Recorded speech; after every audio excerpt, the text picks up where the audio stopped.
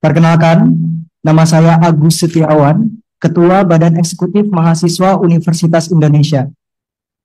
Sebelumnya, perkenankan saya memberikan sebuah penafian bahwa hadirnya kami hari ini, baik dari BEM ataupun OKP yang ada di Indonesia, itu adalah bentuk kecintaan kami atas berbagai kondisi bangsa hari ini. Sebetulnya, tadi malam, saya sempat mengambil momen refleksi sendiri, karena saya sangat amat sedih melihat dinamika bangsa hari ini yang seakan-akan kok rasa-rasanya malah merugikan kita sebagai bagian daripada warga negaranya. Maka dari itu saya membuat satu catatan refleksi Indonesia hari ini dengan satu tajuk, menyelamatkan demokrasi, menegakkan supremasi sipil. Kalau kita ingat beberapa waktu belakangan, terutama sepanjang bulan Agustus, terjadi krisis multidimensi yang mencakup aspek demokrasi, legislasi, sosial, ekonomi, hingga sektor keamanan. Kita bisa lihat, aksi demonstrasi terjadi di berbagai titik. Dan kami pun dari golongan mahasiswa sempat turun ke jalanan, terutama ketika kami mendapatkan kabar bahwa seorang kawan kami yang mendapatkan represivitas daripada aparat penegak hukum. Kala itu, Afan Kurniawan menjadi korban meninggalnya dari aparat penegak hukum yang seakan-akan sengaja. Dan inilah yang memantik rasa kemanusiaan kami untuk berhadir di jalanan, pun juga hadirnya kami hari ini. Lambat laun muncul statement dari Bapak Presiden Prabowo Subianto bahwa ada dugaan makar dari berbagai aksi yang barangkali terprovokasi oleh sebagian oknum. Dan inilah yang kemudian menghambat kami, jujur saja menghambat kami untuk turun ke jalanan lagi. Karena kami khawatir bahwa gerakan kami hari ini justru ditunggangi oleh sebagian oknum ini. Tapi di sisi lain saya berefleksi, tidak bisa terus-terusan seperti itu. Maka kemudian di dalam forum ini, saya berharap Bapak Sufmi Dasko, Bapak Saan Mustafa, Bapak Cucun, rekan-rekan media dan seluruh mahasiswa yang hadir di sini, saya ingin ada pembentukan tim investigasi yang independen untuk mengusut tuntas berbagai kekerasan yang terjadi berlangsung sepanjang bulan Agustus ini. Juga dengan dugaan makar yang keluar dari mulut Bapak Presiden Prabowo Subianto. Kami ingin investigasi ini mengusut tuntas semuanya, sehingga kemudian apa yang disampaikan Bapak Presiden dapat dibuktikan. Karena kami dari gerakan merasa dirugikan dengan statement tersebut, yang kemudian menghalangi gerakan kami ke depan. Itu yang pertama. Yang kedua, berkaitan dengan permasalahan kami sebagai bagian daripada warga negara yang sebetulnya khawatir kira-kira kita ke depan itu kondisi ekonominya seperti apa ya. Di tengah masyarakat rentan, menderita, di PHK, ekonomi lesu, daya beli masyarakat menurun, kok bisa ada wakil rakyat yang justru kabarnya tunjangannya dinaikkan, dan ketika ada kabar tersebut, terjadi simbolisasi joget-joget yang kemudian membuat hati kami sedih, Bapak-bapak sekalian. Kami seakan-akan hanya dimanfaatkan di setiap momen pemilunya saja, dengan berbagai janjinya. Tetapi, ketika sudah duduk di kursi-kursi yang enak ini, Bapak-bapak, Ibu sekalian yang duduk di parlemen seakan-akan melupakan kami sebagai bagian daripada rakyat yang seharusnya diwakilkan setiap pertemuan rapatnya.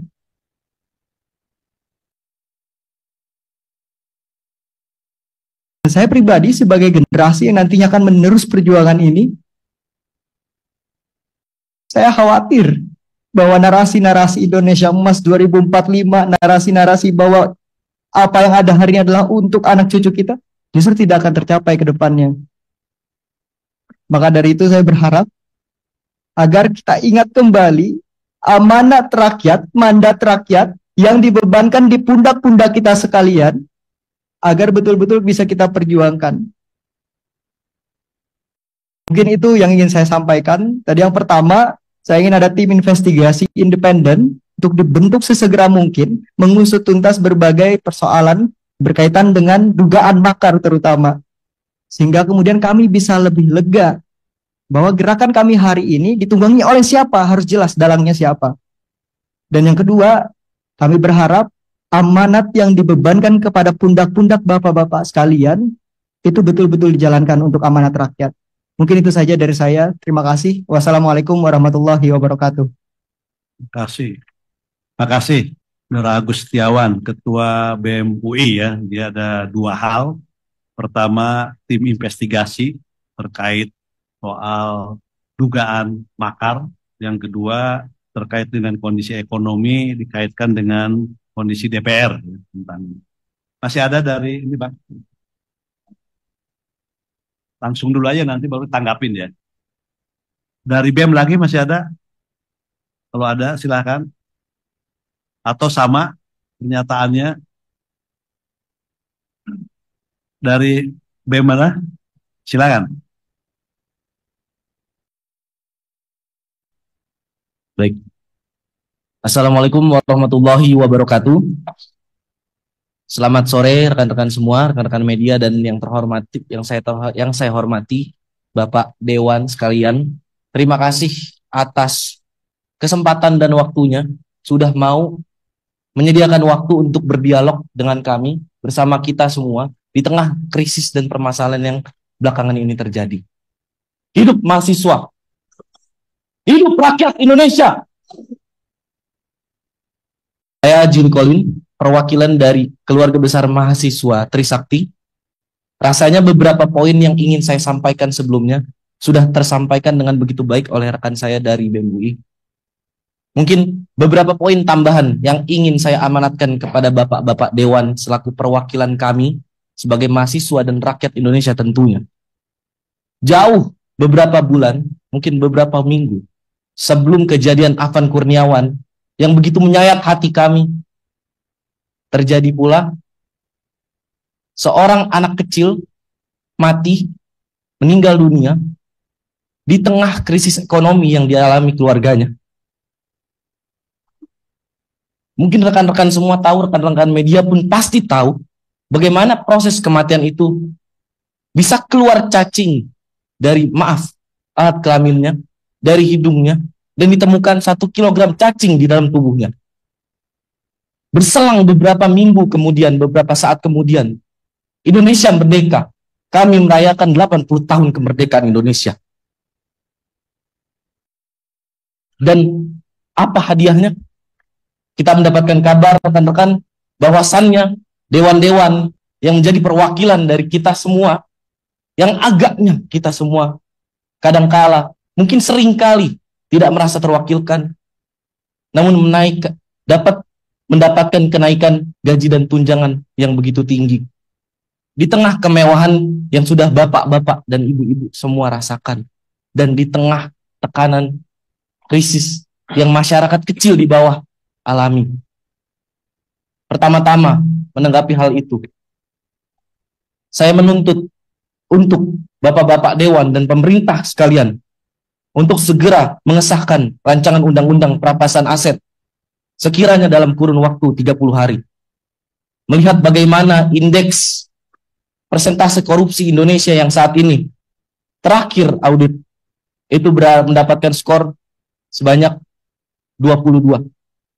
Yang mana dalam penilaian skor itu 0 artinya tingkat korupsi itu begitu parah, dan 100 artinya negara itu begitu bersih dari korupsi.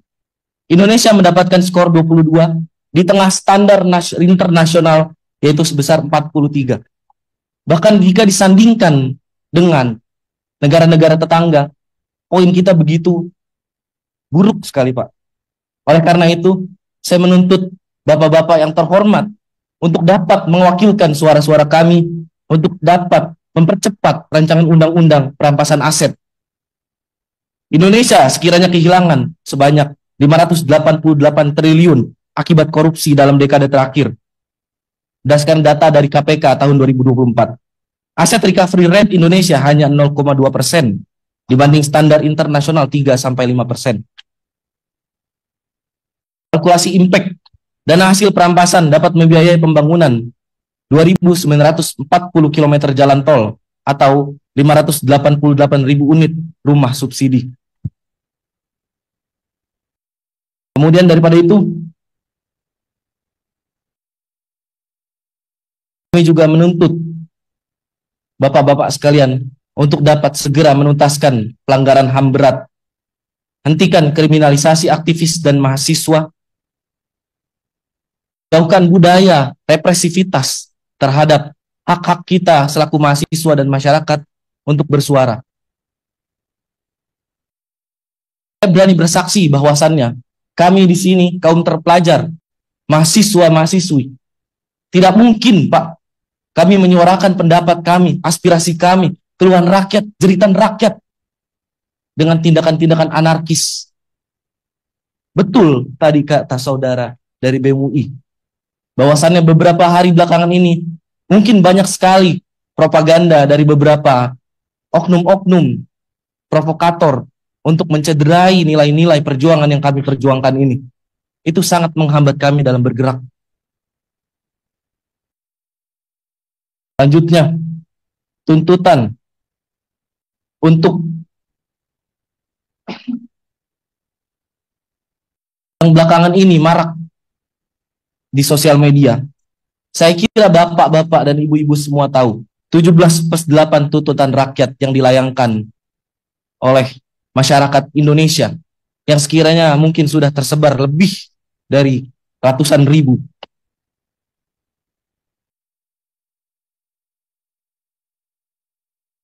Pertama, untuk Presiden Republik Indonesia, merevisi kebijakan fiskal pro rakyat. Yang kedua, audit menyeluruh BUMN yang merugi. Yang ketiga, moratorium kenaikan tarif listrik, air, dan BBM. Lalu untuk Dewan Perwakilan Rakyat Republik Indonesia, pembatalan kenaikan tunjangan dan gaji anggota DPR, pengesahan RUU perampasan aset dan RUU pelindungan data pribadi, dan audit kinerja integritas seluruh anggota DPR. Berkaitan juga dengan hal yang tadi saya sampaikan sebelumnya. Jika kita bandingkan remunerasi anggota parlemen dari negara-negara tetangga dan Indonesia take home pay yang bapak-bapak sekalian dapatkan kurang lebih berkisar sebanyak 8.000 US dollar. Jika dibandingkan dengan rata-rata upah minimum rakyat, itu rasionya 40/1, Pak. Dan berdasarkan produktivitas legislasi, hanya ada 12 undang-undang yang tercipta dalam setahun. Jika kita komparasi dengan negara-negara tetangga seperti Malaysia, Thailand, Singapura, dan Korea Selatan, Malaysia rasionya hanya 8/1, Thailand 6/1, Singapura 12/1, Korea Selatan 4/1. Bagaimana bisa negara berkembang yang rakyatnya begitu menderita ini, gaji DPR-nya 40/1 rasionya? Saya rasa itu benar-benar harus digarisbawahi dan harus ditinjau ulang, Pak. Yang ketiga, yang selanjutnya, berdasarkan latar belakang saya di sektor transportasi dan logistik, saya menuntut untuk modernisasi logistik. Sebanyak 828 terminal logistik modern, yaitu 1 miliar per unit, sistem tracking digital untuk 100.000 truk nasional, cold storage network di 414 kabupaten atau kota, dan berikan subsidi transportasi publik, subsidi tarif 50% untuk 166 juta perjalanan per tahun, mengingat Indonesia dengan kapasitas penduduk yang begitu besar. Gratis transportasi untuk 8,28 juta keluarga miskin per tahun, dan program Kartu Jakartawan Nasional untuk 41,4 juta pengguna.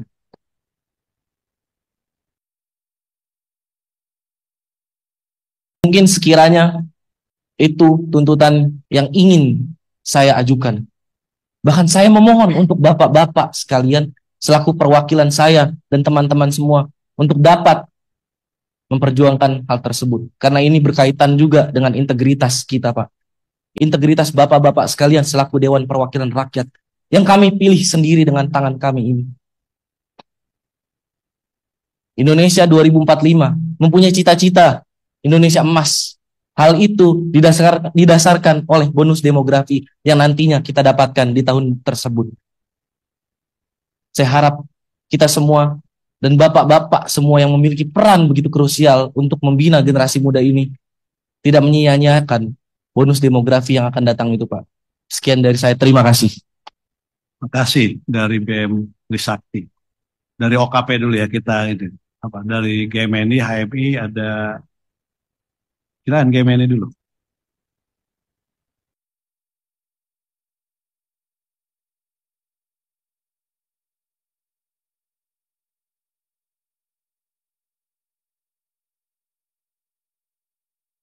Assalamualaikum warahmatullahi wabarakatuh.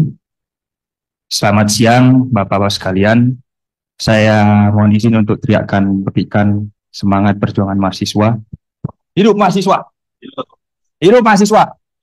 Hidup rakyat Indonesia. Merdeka. Yang kami hormati buruh, tani, nelayan, pedagang kaki lima, pedagang asongan, seluruh rakyat Indonesia, mahasiswa, para cendekiawan, dan juga yang kami hormati Bapak-Bapak sekalian. DPP GMNI telah melakukan konsolidasi yang sangat intens dengan berbagai macam elemen, termasuk pada mahasiswa, buruh, dan kami kemarin sudah menyatakan sikap bahwa GMNI melebur bersama rakyat, bersama masyarakat. Dengan kesempatan yang diberikan oleh Bapak-Bapak Dewan sekalian, kami ingin memanfaatkan hal tersebut. Kami ingin menyampaikan berbagai macam rangkuman, aspirasi yang kami dapat di lapangan setelah berdiskusi dengan kawan-kawan mahasiswa, cerdik-cendikia, dan juga pada masyarakat. Pancatura atau 5 tuntutan rakyat. Kami membawa tajuk DPP GMNI berkomitmen menjaga demokrasi dan supremasi sipil di Indonesia. Poin yang pertama adalah menolak kekerasan dari aparat terhadap masyarakat sipil dan bertanggung jawab secara hukum terhadap korban yang berjatuhan. Kita semua tahu kawan-kawan, almarhum Afan mungkin menjadi salah satu pemicu, pemantik dari gerakan-gerakan yang berkelanjutan ini. Tetapi kita juga tidak boleh lupakan beberapa kawan kita, korban-korban yang sudah berjatuhan dan berguguran selayaknya pahlawan demokrasi di Indonesia. Tentu kita harus berikan apresiasi, perhatian, dan juga kita dorong pada Bapak-Bapak sekalian bahwa proses hukum harus berjalan secara terang benderang, transparan, berintegritas, dan sesuai dengan prosedur. Yang berikutnya, bentuk tim investigasi aksi makar dengan independen dan transparan yang melibatkan masyarakat sesuai dengan konferensi pers Presiden pada 31 Agustus 2025. Bapak-Bapak sekalian, tanggal 25 Agustus, terus terang saya hadir dalam proses demonstrasi yang terjadi. Namun, kami DPP GMNI tidak turut serta memobilisasi, tidak turut serta berkonsolidasi, dan lain sebagainya. Tapi kami hadir di tengah-tengah rakyat, mengamati apa yang terjadi. Tentu, kawan-kawan sekalian, yang saya amati adalah terdapat perbedaan corak demonstrasi yang biasa dilakukan oleh kawan-kawan mahasiswa, kawan-kawan buruh, dan elemen-elemen lain. Corak demonstrasi yang biasa kita lakukan adalah dengan atribut, dengan adanya mobil komando, dengan adanya koordinator, dengan adanya jas alma mater, dan lain sebagainya, dan lain sebagainya. Tetapi pada 25 Agustus kemarin, berlanjut pada 28 Agustus kemarin, banyak aksi-aksi demonstran yang tanpa menggunakan atribut, yang tidak dapat terdeteksi siapa-siapanya. Maka pidato Bapak Presiden yang menyatakan bahwa terdapat potensi makar, hal ini tentu meyakinkan saya dan mungkin kawan-kawan bahwa ada gerakan-gerakan ke sana. Maka dari itu, Bapak-Bapak sekalian, kawan-kawan sekalian, aksi ini sudah kita lewati bersama dan juga memakan korban, menciptakan kerusuhan. Tentu kami mahasiswa mendorong agar DPR menindaklanjuti secara serius aksi makar ini. Apalagi Bapak Presiden sudah menyebutkannya dalam konferensi pers. Yang ketiga, mendorong DPR mengambil peran strategis di tengah gejolak sosial politik yang terjadi. Kawan-kawan sekalian, kita semua telah bersepakat bahwa Indonesia adalah negara demokrasi. Negara demokrasi ini memiliki 3 lembaga penting, eksekutif, legislatif, dan yudikatif, di mana lembaga legislatif adalah sebagai corong lembaga yang dapat meneruskan aspirasi masyarakat. Kami terus terang Bapak-Bapak Dewan menunggu kehadiran Dewan Perwakilan Rakyat di tengah-tengah gejolak yang terjadi. Mengapa? Karena agar masyarakat, mahasiswa tidak terbenturkan oleh aparat, agar ruang-ruang diskursus, dialog, dan lain sebagainya bisa kita kemas, bisa kita dialogkan tanpa kerusuhan-kerusuhan yang terjadi. Mahasiswa telah aktif. Kami mengharapkan bahwa DPR juga dapat mengaktifasi diri, mengambil peran yang strategis di tengah-tengah masyarakat, sehingga ke depan apabila ada gejolak-gejolak yang demikian, maka korban-korban bisa minimalisir kejatuhannya. Tidak ada bentrok antara mahasiswa, aparat, mungkin apalagi dengan NI. Ini yang perlu kita hindari. Sehingga di negara demokrasi ini, supremasi sipil dapat terus terjaga. Yang keempat, mendorong DPR mendengar aspirasi rakyat terkait pembahasan RUU dan kebijakan prioritas. Bapak-bapak sekalian, mohon izin, sejak 5 tahun yang lalu saya turut serta berdemonstrasi bersama dengan mahasiswa. Tuntutan saya tahun 2019 saat itu adalah tolak RUU revisi Undang-Undang KPK. Sampai sekarang tuntutan-tuntutan itu tidak pernah ada yang goal, tidak pernah digubris. Tidak hanya RUU tersebut atau undang-undang tersebut, ada undang-undang seperti perampasan aset, RUU perlindungan pekerja rumah tangga, RUU masyarakat adat, RUU TNI Polri, RUU KUHP, dan RUU lainnya yang setidaknya 5 tahun ke belakang ini kami mahasiswa konsisten untuk serukan, namun mungkin sangat sedikit yang goal. Tentu ini menjadi catatan bahwa DPR hari ini kami harapkan dapat menindaklanjuti rancangan undang-undang tersebut yang belum selesai tersebut, yang menjadi tuntutan masyarakat tersebut. Karena yang kami khawatirkan, ketika ada aksi penunggangan, ada aksi provokasi, dan seterusnya, kawan-kawan mahasiswa juga terpantik. Kenapa? Karena ada akumulasi dari tuntutan-tuntutan kami yang kemarin belum terwadahi. Jadi kami mohon hal tersebut dapat menjadi perhatian Bapak-bapak sekalian. Selain itu, DPR harus mendorong dan pastikan agar dapat mendorong pemerintah mengambil kebijakan-kebijakan yang strategis dan cepat. Misalnya, pastikan tidak ada kenaikan pajak yang membebankan rakyat. Karena demonstrasi hari ini tentu tidak dapat dipungkiri menjadi akumulasi dari gerakan-gerakan di kota kabupaten yang lain. Negara dapat meningkatkan pendapatan negara melalui hal lain, tidak hanya melalui pajak yang membebankan rakyat, seperti optimalisasi kinerja BUMN, tegas terhadap koruptor melalui undang-undang perampasan aset, dan lain sebagainya. Alternatif-alternatif ini untuk mengisi kas negara harus dilakukan daripada membebankan keuangan negara kepada masyarakat. Ini yang perlu dicatat dan perlu diperhatikan. Yang berikutnya adalah perhatikan kesejahteraan beberapa elemen masyarakat yang mengambil peran vital dalam kehidupan berbangsa dan bernegara, Salah satunya adalah kesejahteraan guru, veteran, dan profesi lainnya. Mungkin ketika kita bertanya, kenapa kawan-kawan STM ini, kenapa kawan-kawan anak-anak SMA ini turut beserta demo dan lain sebagainya, bisa jadi mereka khawatir, mereka prihatin terhadap kesejahteraan guru-guru yang mengajarnya. Banyak aspek yang sebenarnya bisa meredam situasi ini, Bapak-Bapak sekalian, tetapi kebijakan-kebijakan itu tidak diambil, belum diambil, atau telat diambil.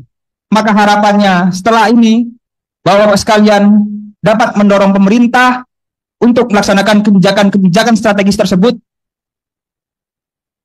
yang berdampak pada masyarakat. Terakhir, dari Pancatura, yaitu adalah mendorong pemerintah mengambil kebijakan strategis peningkatan perekonomian rakyat secara cepat dan tepat. Menurut data BPS, Bapak-Bapak sekalian, kawan-kawan sekalian, ada 3,6 juta pemuda di Indonesia yang saat ini statusnya menganggur, not in employment, education, or training, tidak dalam masa pendidikan, tidak memiliki pekerjaan, dan tidak dalam proses pelatihan apapun. Ini pemuda memiliki banyak kawan, ratusan mungkin ribuan di sana, yang memiliki masalah-masalah sosial seperti terjerat pinjol, seperti ketika melamar pekerjaan selama 1 tahun, 2 tahun, mereka masih menganggur, tidak memiliki kerjaan yang formal, tidak memiliki pekerjaan yang tetap, tidak mampu pemuda-pemuda ini untuk mengangkat harkat martabat, derajat keluarga dan dunia sendiri.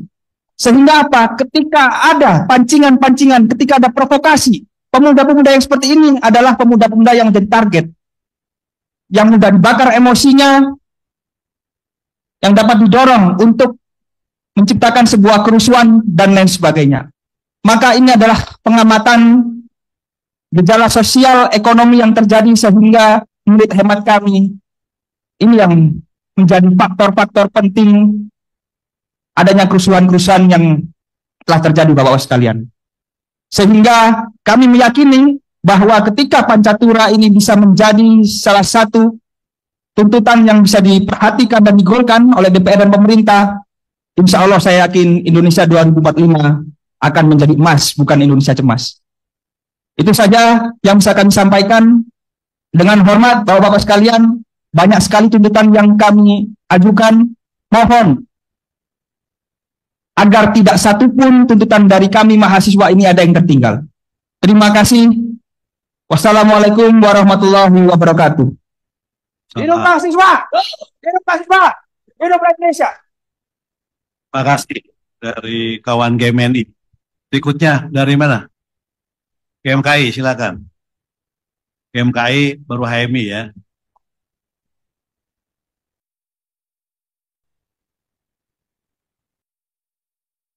Assalamualaikum warahmatullahi wabarakatuh. Salam sejahtera untuk kita semua. Om Swastiastu, Namo Buddhaya, salam kebajikan kepada pimpinan DPR RI yang kami hormati.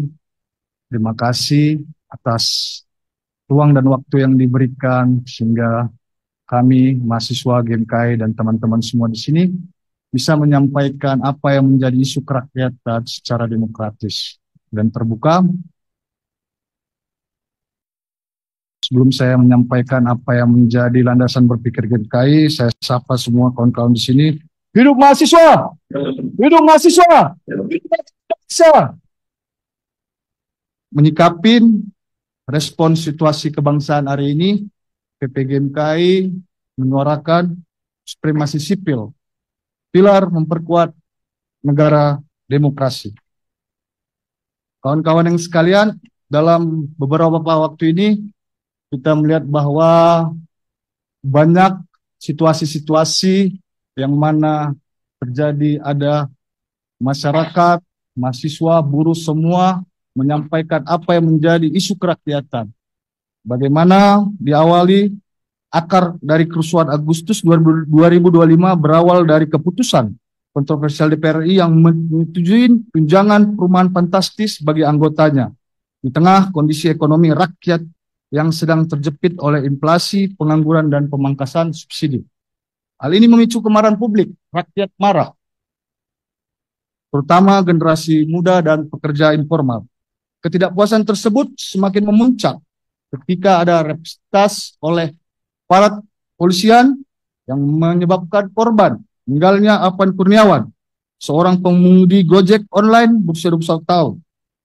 Namun di sisi lain, kami GMKI melihat bahwa kondisi ini ditumpangi ada sebuah gerakan-gerakan yang melakukan demonstrasi secara anarkis, melakukan penjarahan, mengganggu ketertiban umum dan keamanan, dan ini pasti merugikan rakyat itu juga.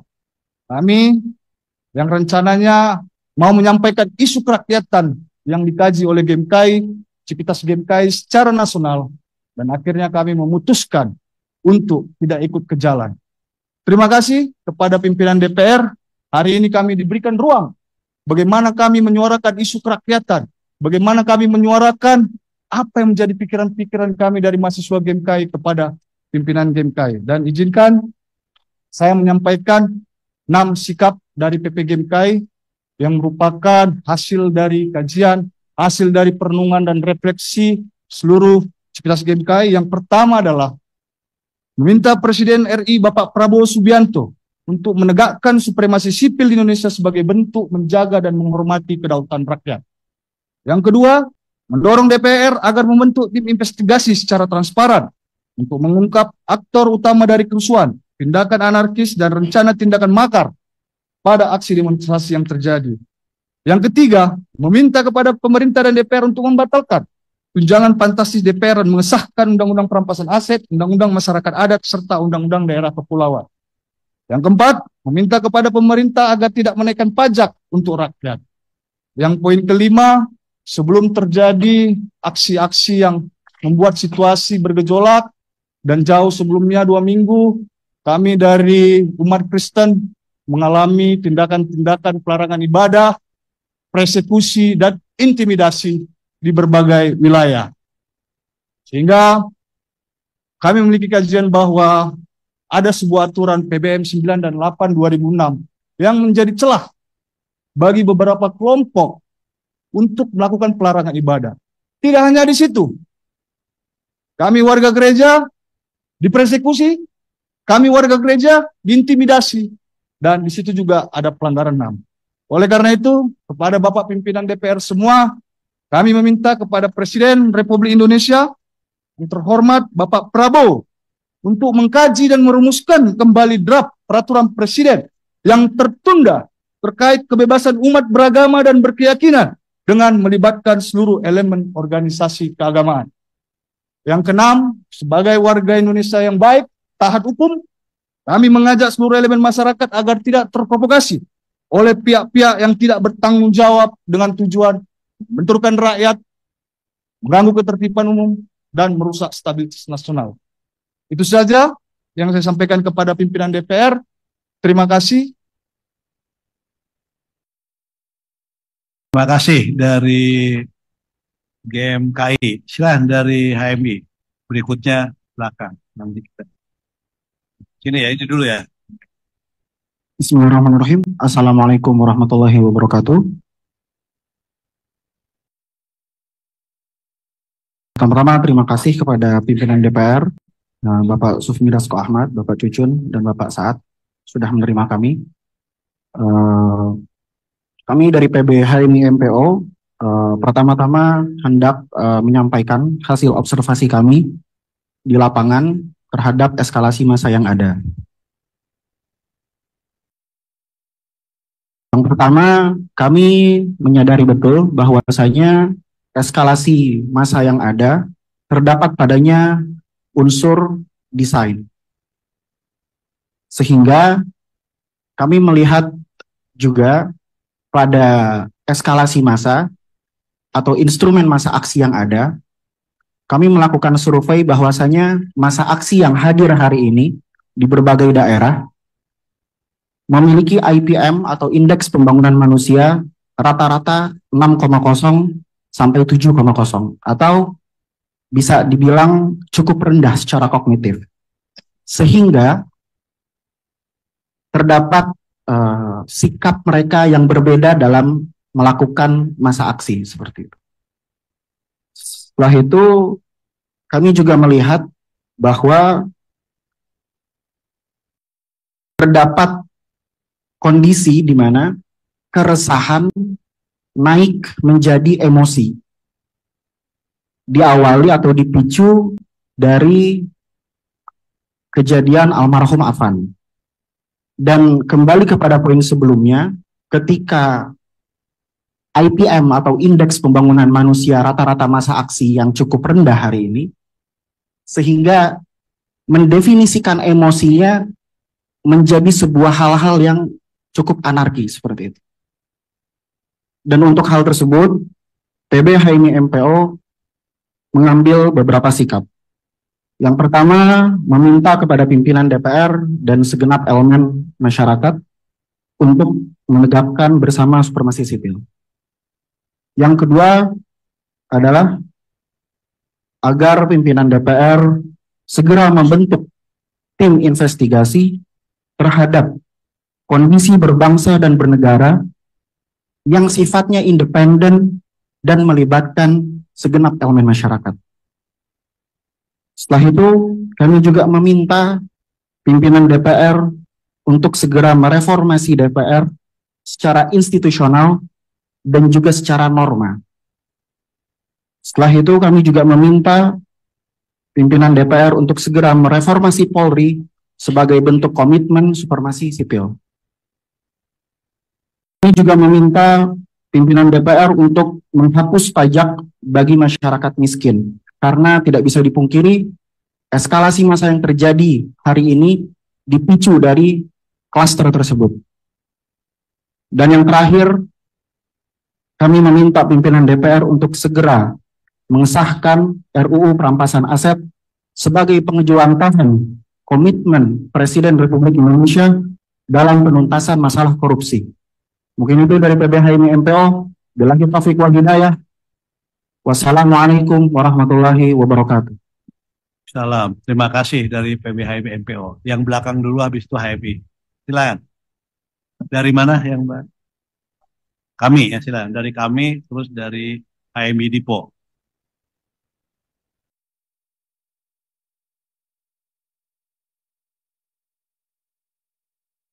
Bismillah. Assalamualaikum warahmatullahi wabarakatuh. Kami ucapkan terima kasih pada pimpinan DPR, kemudian pada kawan-kawan mahasiswa dan OKP dari BEM maupun OKP yang sempat hadir. Mohon izin sebelumnya kami dari pengurus pusat Kesatuan Aksi Mahasiswa Muslim Indonesia atau PP kami, ya saya kira kita harus menegaskan komitmen kita bahwa hari ini kita hadir di sini sebagai bentuk rasa cinta kita kepada tanah air kita. Ada banyak macam cara untuk kita menyampaikan aspirasi, namun karena kita melihat situasi kebangsaan kita hari ini yang sedang tidak kondusif, dan kita memilih jalan berdialog dan beraudiensi seperti hari ini, dan mudah-mudahan kita sama-sama bisa merumuskan kira-kira rekomendasi kebijakan terbaik yang bisa dapat diambil oleh pemerintah kita melalui badan legislatif, yaitu Dewan Perwakilan Rakyat Republik Indonesia. Ya, saya kira secara garis besar hampir sama seperti apa yang sudah disampaikan oleh kawan-kawan baik dari BEM maupun dari teman-teman OKP yang sudah mendahului. Secara garis besar dari kami sendiri, kita membawa tajuk menyoal Indonesia. Ya, kira-kira dengan 4 poin tuntutan yang sekiranya nanti bisa dikanalisasi, dan izin pimpinan DPR untuk nanti kami memberikan kajian akademik. Tapi saya untuk membacakan terlebih dahulu. Jadi mengenal Indonesia kita bagi ke dalam 4 klaster.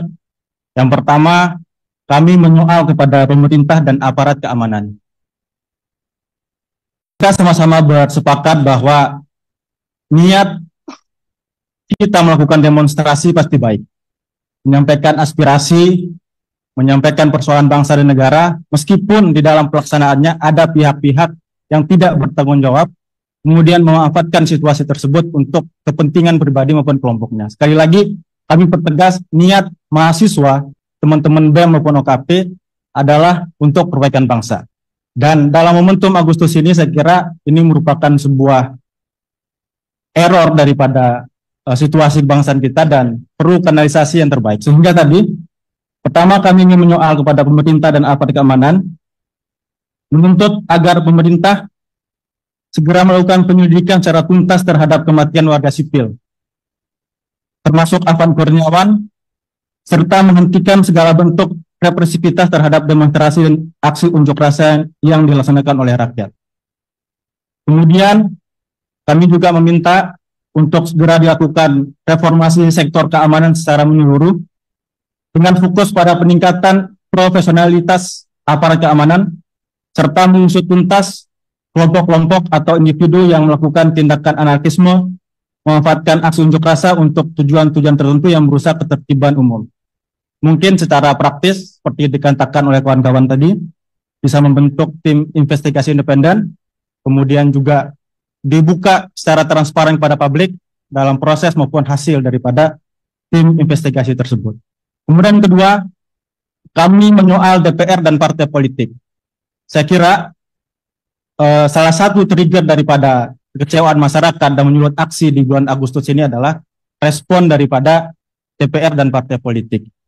Sehingga kami mendesak kepada DPR untuk segera menghentikan pembahasan mengenai kenaikan tunjangan anggota DPR, melakukan transparansi penuh terhadap seluruh anggaran, fasilitas, dan penggunaan dana yang berkaitan dengan kegiatan legislatif.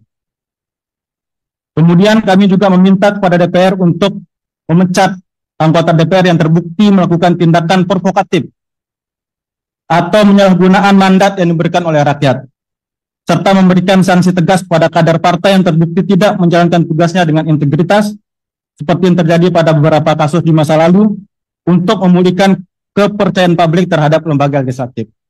Jadi saya kira DPR kita masih kita percaya, DPR kita masih hasil daripada proses demokrasi yang sah. Adapun kepercayaan yang semakin menurun ini karena tindakan satu dua oknum di dalamnya. Sehingga untuk mengembalikan kepercayaan publik tersebut, kami minta kepada pimpinan DPR, khususnya pimpinan partai politik, untuk melakukan evaluasi secara total. Kemudian menyoal reformasi dan legislasi pro rakyat. Menuntut DPR agar segera mengesahkan beberapa RUU yang berpihak kepada kepentingan rakyat, seperti yang disebutkan oleh kawan-kawan tadi, mulai daripada RUU perampasan aset, kemudian perlindungan pekerja rumah tangga, untuk peningkatan perlindungan hak buruh domestik, dan RUU masyarakat adat. Kemudian kami juga mendesak untuk menolak pasal-pasal yang bermasalah dalam beberapa revisi Undang-Undang Agraria, kemudian KUHP, RUU Polri, dan RUU Penyiaran yang berpotensi mengancam kebebasan pers, kebebasan berpendapat, dan hak-hak sipil lainnya. Kemudian kami juga menyinggung ekonomi dan kesejahteraan, menyoal ekonomi dan kesejahteraan Indonesia hari ini. Kami meminta kepada pemerintah dan DPR khususnya untuk segera mencabut kebijakan yang tidak berpihak pada rakyat dan merelokasi anggaran pendapatan dan belanja negara atau APBN untuk kepentingan yang lebih produktif, pro rakyat, serta penguatan sektor kesehatan, pendidikan, pangan, dan kesejahteraan masyarakat. Ini termasuk peningkatan kesejahteraan guru yang tadi disampaikan oleh Tum Prima, Tum KMNI juga menyampaikan. Kita melihat bagaimana kondisi tenaga pendidik kita hari ini, kemudian kondisi buruh kita, kemudian pekerja informal yang sampai hari ini belum mendapatkan kepastian seperti jaringan pengamanan sosial dan sebagainya. Saya kira ini sangat mendesak untuk segera diselesaikan. Kemudian kami juga menyoal perihal untuk segera mendesak pemerintah menerapkan sistem perpajakan yang progresif, yang lebih adil, di mana individu atau kelompok orang-orang yang kaya atau kelompok-kelompok kaya membayar pajak yang lebih besar, sementara kelompok masyarakat berpendapatan rendah tidak dibebani dengan pajak-pajak yang tidak proporsional untuk menciptakan pemerataan ekonomi dan kesejahteraan sosial yang lebih inklusif. Kami kira demikian, mohon izin, dan sekiranya nanti ada proses lanjutan agar kami juga dapat mengawal bagaimana rekomendasi kebijakan ini untuk segera bisa diimplikasikan atau diaplikasikan. Demikian, Assalamualaikum warahmatullahi wabarakatuh. Mohon izin kami untuk menyerahkan.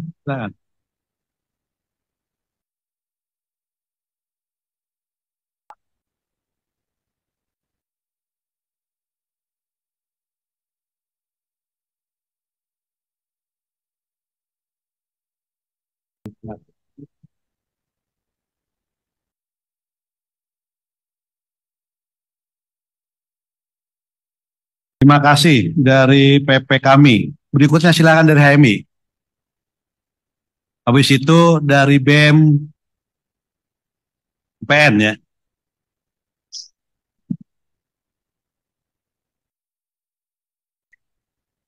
Bismillahirrahmanirrahim. Assalamualaikum warahmatullahi wabarakatuh. Saya Bagas Kurniawan, Ketua Umum PBHMI. Yang saya hormati teman-teman sekalian yang ada di sini dan juga bapak-bapak wakil rakyat yang ada di depan kita. Pada kesempatan kali ini, PBHMI akan memberikan aspirasi dan koreksi sebagai sumbangan energi kita kepada bapak-bapak pemimpin negara bahwa masih banyak generasi-generasi muda yang peduli terhadap bangsanya. Momentum sosial yang terjadi belakangan ini direfleksikan mendalam oleh PBHMI. Jadi, kami melihat ini adalah momentum yang tepat untuk kita serius membenahi institusi-institusi publik yang ada di negara ini. Tidak seriusan kita dalam membenahi institusi-institusi publik itu seperti bom yang bisa meledak kapan saja. Dalam sejarah bangsa ini, banyak sekali nama-nama yang tertulis menjadi korban-korban reformasi-reformasi politik. Berapa banyak kita sebagai bangsa melakukan reformasi politik. Tapi ternyata ini semua tidak berbanding lurus, malah justru berbanding terbalik dengan kemakmuran dan kesejahteraan yang kita sebagai negara dan sebagai bangsa tuju bersama. Oleh karena itu, momentum ini PNI meminta sekali kepada pemimpin-pemimpin negeri, khususnya bapak-bapak anggota legislatif, untuk serius melakukan inklusivitas, melakukan pembenahan institusi publik yang lebih dekat dengan rakyat dan mendistribusikan hak. Karena dalam negara demokrasi, institusi publik yang maju dan inklusif adalah satu-satunya, saya ulangi lagi, adalah satu-satunya penopang dalam demokrasi yang sehat. Tidak ada cara lain, kecuali kita mau memilih jalan yang lain selain demokrasi. Karena itu, PBHMI membuat suatu refleksi yang kemudian kita temakan dengan nama Koreksi Indonesia. Koreksi Indonesia ini adalah muncul dari keresahan kita, PBHMI khususnya sebagai generasi muda, tentang masa depan bangsanya. Tentang bom-bom, tentang bahan bakar sosial yang bisa meledak kapanpun karena adanya kesenjangan institusi itu. Oleh karena itu, dalam Koreksi Indonesia ini, PBHMI merangkumnya menjadi 7 tuntutan yang kita sebut dengan sabta suara. Tuntutan yang pertama, PBHMI meminta adanya reformasi partai politik. Partai politik yang alih-alih menjadi kanal ideologi untuk melakukan kerja-kerja kesejahteraan, belakangan ini malah menjadi kanal pragmatisme elektoral. Oleh karena itu, PBHMI concern dan PBHMI memandatkan bahwa reformasi politik ini perlu. Karena apa? Karena partai politik adalah tulang punggung di demokrasi. Tulang punggung untuk masuknya semua kebijakan dan kehidupan berbangsa dan bernegara. Yang kedua, membenahi seluruh institusi publik secara serius. Saatnya kita merefleksikan dan membenahi semua institusi publik kita secara serius. Institusi publik di bidang demokrasi, institusi publik di bidang ekonomi, institusi publik di bidang penegakan hukum. Saatnya kita benahi secara serius untuk menuntut kemajuan bangsa kita di masa yang akan datang. Yang ketiga, pecat wakil rakyat yang toksik untuk masyarakat. Keempat, efisienkan anggaran untuk pejabat dan perbaiki layanan kepada rakyat. Yang kelima, sahkan secepatnya RUU Pro Rakyat. Yang keenam, revisi Undang-Undang Nomor 13 Tahun 2003 tentang Ketenagakerjaan, di mana lebih dari 60% masyarakat Indonesia adalah sektor informal yang saat ini tidak jelas statusnya, tidak jelas benefitnya, tidak jelas insentifnya. 60% warga ini harus kita lindungi bersama. Dan yang terakhir, yang nomor 7, itu reformasi perpajakan yang lebih adil. Mana perpajakan harus adil. Jangan seperti yang dikomunikasikan di media-media. Kalangan-kalangan atas mendapatkan amnesti, kalangan-kalangan bawah mendapatkan kenaikan pajak. Dan ketika rakyat marah, maka disebut ada provokator. Tidak, ini adalah mewakili aspirasi rakyat. Dan selain tanggung jawab intelektual PBHMI melalui Koreksi Indonesia, PBHMI juga menyampaikan tanggung jawab moral bahwa kita sudahi, cukup, jangan ada afan-afan yang lain. Oleh karena itu, untuk komitmen itu, komitmen supremasi sipil, kita mengusulkan pada tanggal 28 Agustus menjadi Hari Supremasi Sipil di Indonesia. Untuk menstop, jangan ada lagi darah-darah yang jatuh dari penyampaian aspirasi-aspirasi publik. Darah rakyat Indonesia sangat berharga.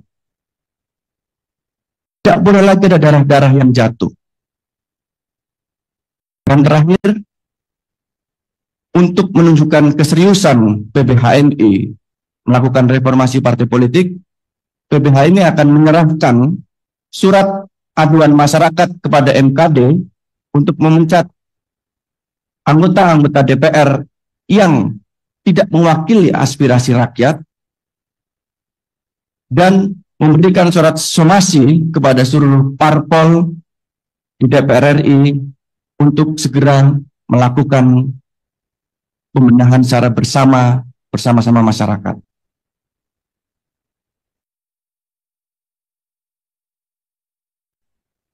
Silahkan. PBHMI silahkan. Terima kasih. Assalamualaikum warahmatullahi wabarakatuh.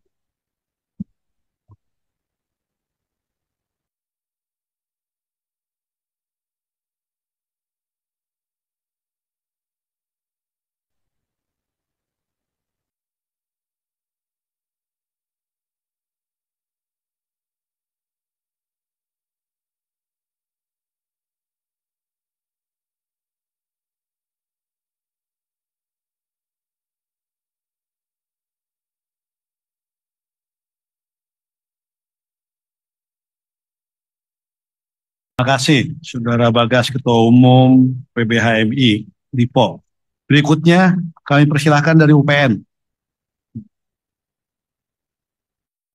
Yang tadi nyampaikan kalau ada yang mau diserahkan nanti bahan yang sudah menyampaikan dulu nanti serahkan buat bahan kami ya.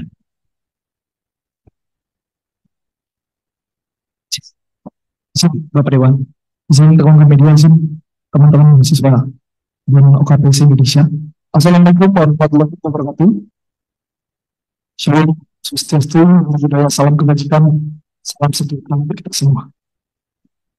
Izin kawan-kawan, kawan-kawan dari Universitas Jakarta dan dalam aliansi Universitas Negara, kampus dan Universitas Jakarta kampus Negara. Ada di sini tentang aspirasi masyarakat secara kumulatif dan akumulasikan dalam bentuk kajian politik dan hukum dari Universitas Jakarta. Inilah adalah negara kami. Dalam pasal pertama, kami dalam hal dan aktivitas aparat. Kami dan kawan-kawan dari KP, kawan-kawan dari BEM sudah menyampaikan penerapan jangan aparatif semangat untuk kita berjalan. Bisa melihat bahwasanya aparat kepolisian, aparat keamanan yang bertugas untuk menangani masa aksi represif untuk bisa menangani masa aksi. Negara demokratis ini harus tunduk pada prinsip rule of law, di mana aparat penegak hukum tidak boleh tidak semena-mena. Masa aksi seluruh rakyat Indonesia yang berjalan, rakyat Indonesia memiliki konstitusi untuk bebas dari tindakan represif, bebas dari perlakuan diskriminatif. Artinya adalah ketika institusi kepolisian negara Indonesia secara cacat implementasi dalam melakukan transaksi dan kemudian melanggar konstitusi, kualitas dan representasi aparat dalam melakukan transaksi secara tidak langsung legitimasi bahwasanya dilakukan oleh kepolisian misalnya demokrasi telah merosot tanpa menciptakan perangkat rakyat. Ya, dengan sekarang represivitas aparat biarkan, maka integritas yang bertentangan dengan basic principles on the use of force and firearms by law enforcement officials.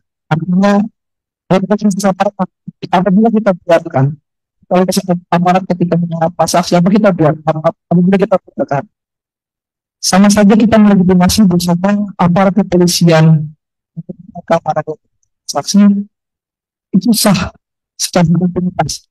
Kita akan itu untuk analisa kami Pak. Kami yang pertama,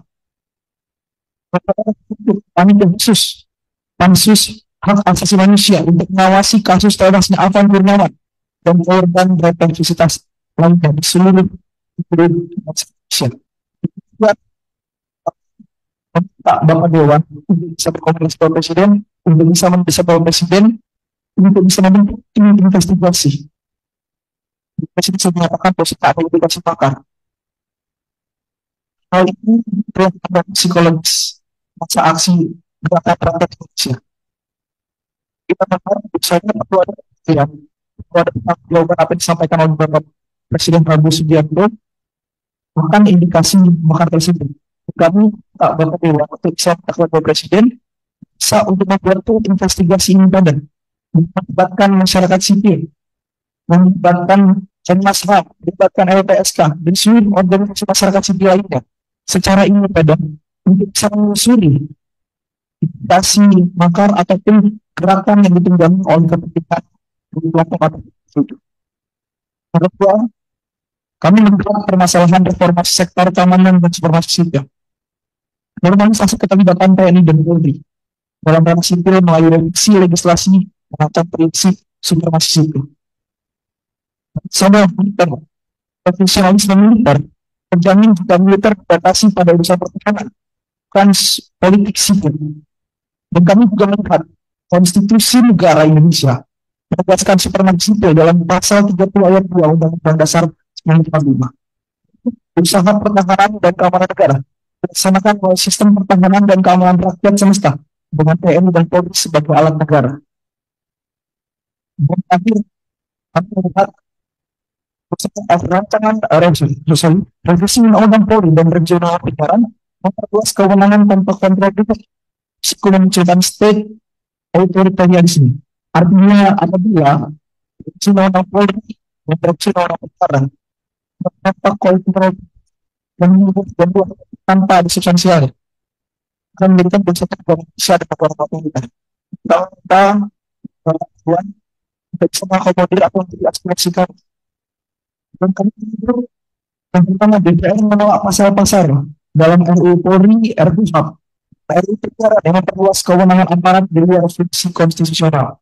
Kedua, pemerintah melaksanakan security sector reform dengan pilihan operasi DPR, pembatasan peran militer dan batas apa. Ketiga, Presiden menegaskan komitmen politik atas sipil dengan melakukan penempatan TNI dan Polri dalam jabatan sipil. Itu kawan-kawan kita melalui tambahkan. Ya, izin Pak. Perkenalkan nama saya Raul, saya dari keluarga Masyarakat Peran Jakarta. Bahwa kami juga melihat bagaimana krisis legislatif dan juga krisis kepercayaan publik terhadap DPR, Pak. Bahwa kami melihat sebagai yang diwakilkan, bahwa kami nggak bisa atau mempercayakan bagaimana suara-suara kita akhirnya didengar. Kami melihat bahwa DPR larut, Pak, dalam kepercayaan. Bahkan membahas kenaikan tunjangan di tengah krisis. Hal ini terpuruk kepercayaan publik terhadap DPR, Pak. Bagaimana DPR harus bisa menghentikan wacana kenaikan tunjangan dan juga audit atas seluruh fasilitas dan penggunaan APBN. Lalu selanjutnya, kesejahteraan sosial ekonomi dan kebijakan yang pro rakyat, Pak. Kebijakan pemerintah lebih pro elit, mengabaikan kelompok produktif seperti pekerja formal. Bahwa kami minta di sini, bagaimana kami yang diwakilkan itu merasa bahwa suara kami akan dibentuk, Pak.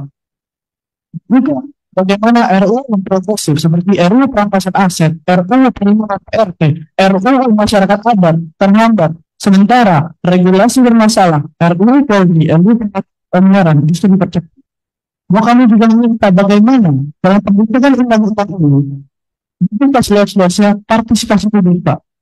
Banyak cendekiawan yang hadir di Indonesia, banyak di situ unsur politik yang bisa menghasilkan suatu kebijakan yang dalam pro rakyat, Pak.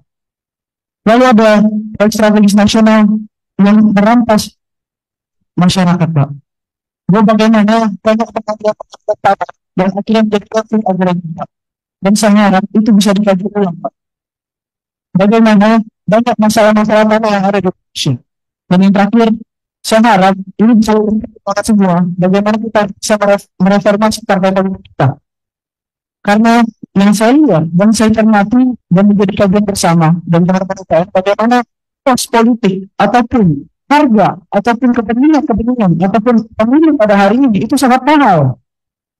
Bahwa ketika dia terpilih, dia harus mengembalikan dana ini, lalu dia membuat kebijakan sewenang-wenang. Maka dari itu, partai politik yang bertanggung jawab atas dasar daripada negara ini. Akhirnya tidak muncul kader-kader ataupun tokoh-tokoh politik yang memperoleh ataupun hanya sebagian elit. Bahwa semua wakil rakyat harus bisa menyuarakan kepentingan rakyatnya, Pak. Itulah yang menjadi tuntutan kami dan harapannya bisa terpenuhi. Bahwa hari ini kita bertemu subuh, kita kami mencobakan juga perlawanan yang ada di luar.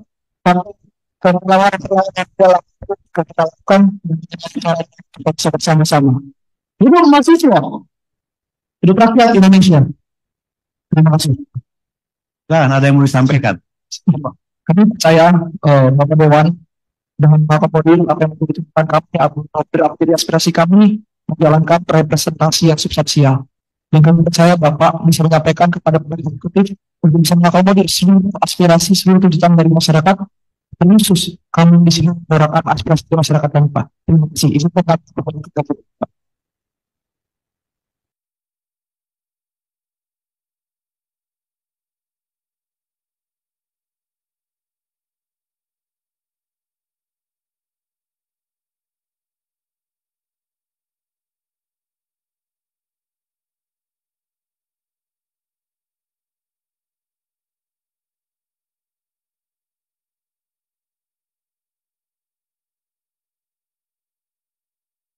Terima kasih dari BEM UPN.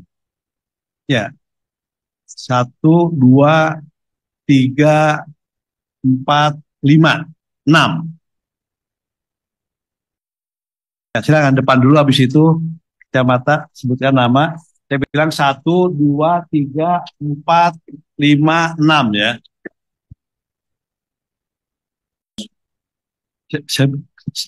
Dari mana dan sebutkan nama ya. Bismillahirrahmanirrahim. Assalamualaikum warahmatullahi wabarakatuh. Selamat siang menuju sore, kawan-kawan semua. Perkenalkan, nama saya Torik Rifki Ferdiansyah, selaku Ketua Umum Himpunan Mahasiswa Ilmu Politik Indonesia atau Himapolindo, bersama dengan pengurus saya. Yang saya hormati Bapak-Bapak anggota DPR RI dan juga para rekan-rekan media.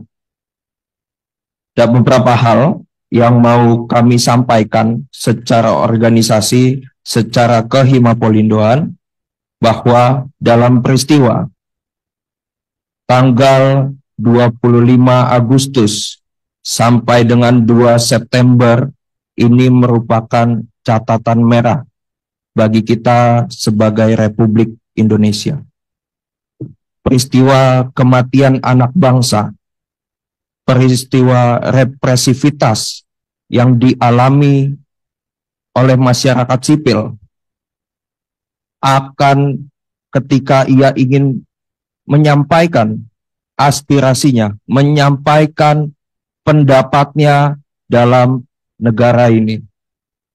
Justru yang ia dapat adalah pentungan dan gas air mata.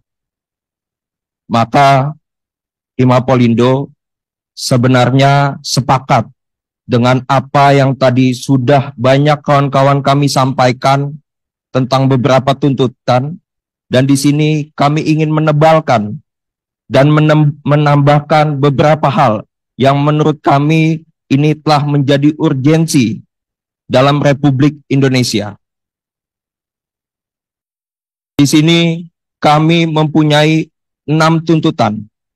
Yang pertama, evaluasi total tubuh kepolisian Republik Indonesia. Karena peristiwa tersebut, peristiwa kematian Afan Kurniawan, merupakan catatan merah bagi Republik Indonesia. Yang kedua, kepada seluruh partai politik dan Majelis Kehormatan Dewan untuk menindak tegas para anggota Dewan Perwakilan Rakyat yang selalu melemparkan narasi kontraproduktif, melemparkan narasi-narasi yang membuat masyarakat terluka hatinya, yang membuat masyarakat tidak lagi percaya terhadap lembaga negara. Karena sejatinya DPR merupakan representasi rakyat, maka pijakanlah keberpihakan anggota dewan kepada kepentingan masyarakat. Yang ketiga, tentu dengan keilmuan kami dalam bidang ilmu politik, tidak kurang lebih kami menyadari banyaknya permasalahan demokrasi yang ada di Indonesia tentu bermuara pada sistem kepartaian kita yang masih berantakan. Maka kami meminta untuk segera mereformasi sistem kepartaian, bahwa jalankan fungsi partai sungguh-sungguh untuk fungsi kaderisasi, fungsi pendidikan politik, dan fungsi representasi rakyat. Yang selanjutnya, kami telah dengan seksama mendengar pernyataan Bapak Presiden Republik Indonesia Prabowo Subianto menanggapi peristiwa 25 Agustus sampai dengan 2 September, ternyatakan adanya indikasi makar. Ketika memang ini adalah terindikasi makar, maka kami meminta untuk membentuk tim investigasi gabungan. Karena Rakyat butuh kepastian akan kehidupan yang aman dan nyaman. Karena rakyat membutuhkan itu. Karena peristiwa kerusuhan itu merupakan luka di hati rakyat.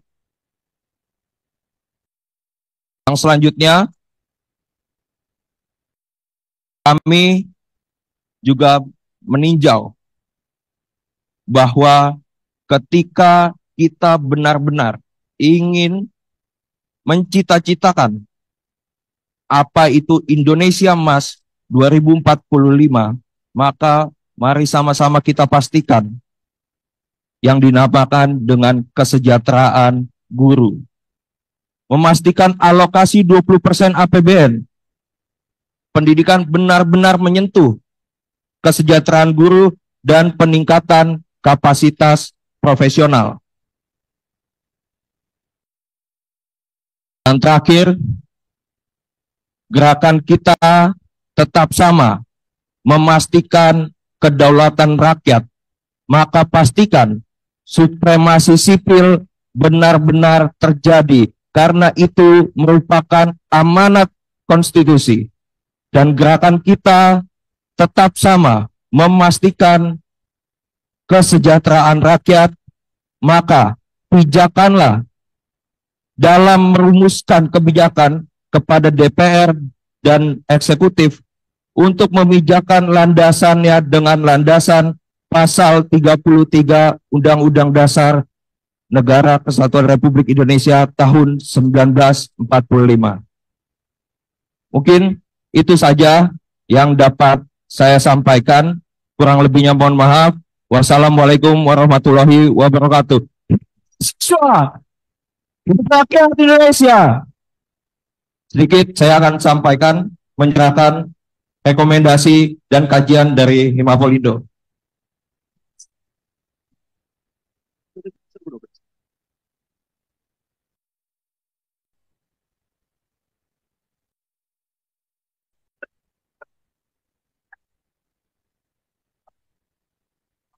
Tempat.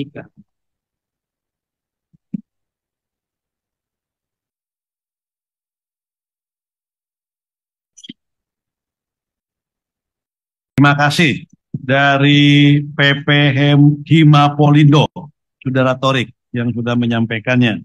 Berikutnya silakan. Ya, yang ini dulu, yang belakang dulu. Habis itu giliran.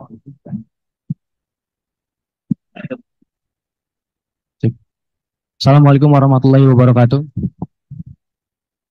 Terima kasih kawan-kawan semua dari OKP, BEM, Aliansi karena sudah hadir. Kemudian terima kasih untuk belum, karena menurut saya kalau kemudian apa yang kita sampaikan di sini tidak diakomodir oleh DPR RI, itu tandanya belum cukup untuk mengucapkan terima kasih pada teman-teman DPR. Perkenalkan, nama saya Muhammad Idan Nazar Husaini dari Dema Win Jakarta yang tergabung dalam Aliansi Dema PTKIN se-Indonesia. Di Dema Win Jakarta, BEM Win Jakarta. Dema PTKIN. Iya. Baik, saya tidak ingin kemudian melakukan repetisi dari beberapa tuntutan yang sebetulnya itu adalah hal yang sudah kita sepakati. Gitu. Jadi mohon untuk kemudian diakomodir oleh para pimpinan, tapi ada beberapa hal yang menjadi catatan selain daripada tuntutan yang tadi sudah kita sampaikan. Yang pertama tentu saja bahwa kematian Afan itu merupakan gagalan sebetulnya dari DPR RI karena tidak menyerap aspirasi secara langsung, tidak mau menemui dan lain sebagainya. Bayangkan kalau misalnya DPR RI itu kemudian menemui masa aksi, itu tidak akan terjadi. Oleh karena itu, untuk kemudian mengakomodir seluruh tuntutan dari teman-teman, dari saya sendiri kemudian dari teman-teman PTKIN, ini sepakat untuk melakukan adanya rapat seperti ini selama 6 bulan sekali atau 6 bulan 2 kali, karena tidak mungkin Bapak harus ada orang yang meninggal terlebih dahulu sehingga kita bisa berkumpul kemudian berbicara mengenai bangsa. Itu yang pertama. Kemudian yang kedua mengenai aspek pendidikan. Dari tadi memang betul kita berbicara mengenai ya Indonesia Emas dan lain sebagainya. Tapi pada hari ini kita-kitalah semuanya nanti ini anak-anak muda yang menjadi motor, yang menjadi pelaku ketika Indonesia Emas itu terjadi. Akan tetapi yang menjadi persoalan adalah kita tidak memiliki kendaraan untuk menuju ke Indonesia Emas itu. Jadi saya kembalikan ke poin nomor 1 bahwa harus ada perkumpulan semacam ini yang dilakukan oleh DPR RI itu selama 6 bulan 2 kali untuk membicarakan beberapa tuntutan ataupun merumuskan roadmap menuju ke Indonesia Emas 2045. Nah, kemudian dari aspek pendidikan kita juga ingin adanya efisiensi dari tunjangan pejabat sehingga itu bisa dialokasikan untuk dana atau anggaran pendidikan. Karena menurut saya hal yang terjadi kemarin itu harus dilakukan, tunjangan pejabat tidak harus diperbesar karena sudah besar sebetulnya. Yang hari ini tercekik adalah masyarakat kecil, Bapak Ibu. Jadi itu harus dialokasikan ke pendidikan agar terciptanya pendidikan inklusif dan merata. Kemudian yang ketiga, karena saya tidak ingin lagi-lagi melakukan repetisi, ini dari aspek lingkungan harus adanya status quo ataupun human rights seperti human rights yang diberikan pada lingkungan. Karena perusahaan lingkungan masih makin masif, makin aktif di mana-mana. Kalau misalnya kita buka di DPR RI katakan, di Selandia Baru, itu ada satu undang-undang namanya TU Rewera itu. Jadi TU Rewera memberikan status quo kepada lingkungan. Kalau misalnya ada oligarki yang kemudian merusak lingkungan, itu bisa dipenjara, itu bisa dihukum mati sebetulnya. Silakan dibuka kawan-kawan, undang-undangnya namanya TU Rewera. Jadi itu penting untuk kita hadirkan agar tidak tercipta lagi kerusakan-kerusakan lingkungan. Kemudian yang terakhir yang sangat amat ditekankan oleh teman-teman adalah membentuk tim investigasi khusus yang melibatkan masyarakat sipil, yang melibatkan mahasiswa. Kenapa ini penting? Karena agar transparan dan akuntabel. Kalau kemudian semuanya itu dilimpahkan kepada pemerintah, bukan kita tidak percaya, tapi pada faktanya hari ini trust publik kepada pemerintah itu merosot. Kemudian yang kelima, ini sangat penting bahwa kembalikan TNI ke barak. Supremasi sipil harus ditegakkan. Kemudian supremasi sipil pun kita juga jangan terlalu mabuk dengan supremasi sipil karena pada akhirnya banyak gitu ya. Ada beberapa deh sipil yang menurut saya juga double burden. Menjabat di satu pemerintahan kemudian menjabat lagi. Itu juga harus diperhatikan agar tercipta Indonesia yang berkeadilan. Mungkin kurang lebihnya itu saja. Terima kasih. Terima kasih. Ada yang mau disampaikan? Terakhir, ya sebagai cara kita untuk mengenang para pahlawan kita ya. Kemarin 10 orang telah meninggal. Mungkin saya minta 1 menit untuk mengeningkan cipta, untuk Afan, untuk Umar Abdullah. Kita doakan kawan-kawan itu semua dengan menundukkan kepala sebelum saya serahkan polisi brief yang akan nanti ditanggapi oleh Pak Supmi Dasko. 1 menit dimulai dari sekarang.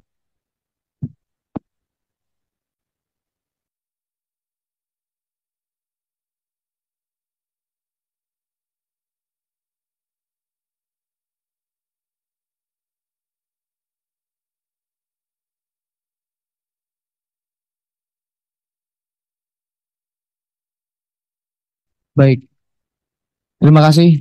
Wallahu muwaffiq ila aqwamit thoriq. Wabillahi taufiq wal hidayah. Fastabiqul khairat. Wassalamualaikum warahmatullahi wabarakatuh.